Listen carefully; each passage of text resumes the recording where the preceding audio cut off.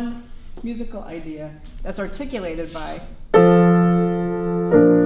How do you take something that's in your imagination and put it on paper and hand it off to a performer so that they can read it, study it, understand it, and then make music?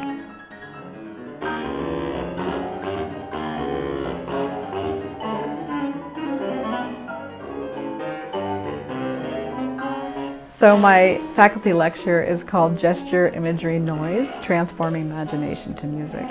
And I think that that's, at least for me in my compositional process, that those elements are really important. It's not music until it's actually performed. So I have all this stuff going on in here, but you can't hear that, right? And so I have to put it down on paper, and hopefully in a way that's intelligible to somebody else so that they can interpret it and make it into something else. So that's one part of it, is taking imagination and making it and turning it into sound. Type of cadence is instead of going 5, 1, we go to 6. And it goes to a cadence. Another part of music that's really important too is how do you make a musical gesture? How do you, we think of dancers and they do these amazing things with their bodies and hands and they hold something for a long time. But you can do that with music too.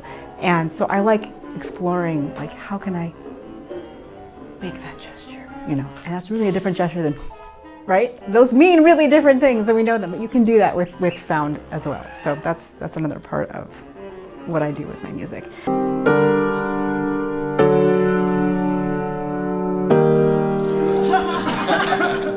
Okay, so that was distant. I know, I'm totally playing with your emotions. So one of the things that I like to do is to find some interesting texture out of nature and say, well, can I make that into music? And so that's another thing that kind of comes into my music. And also, literary imagery and all these other things. Like, how can I use things in other art forms to inform my music that I'm writing? Daily writing is I like metaphors, so it's going great. Metaphors are best, yeah. One of the things that's kind of brings meaning to music and language, the consonants, the noise that are in things. And so that noise is an important part of music. We don't really think about that. And our lives are actually quite noisy on a daily basis too. And so how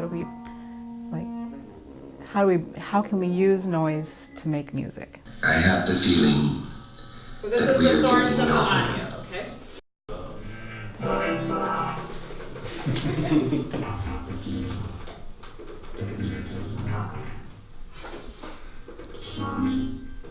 That kind of comes from my electronic music background.